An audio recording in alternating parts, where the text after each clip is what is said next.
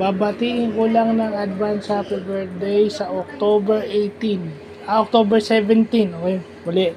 October 17 si Miss Paula Malanov. Oh. So, muntikan ko na makalimutang birthday mo. So, isa sa pinakakilalang alumni ng St. Francis o estudyante ng SPAC nung panahon mo. Lalo na sa college at saka nung elementary.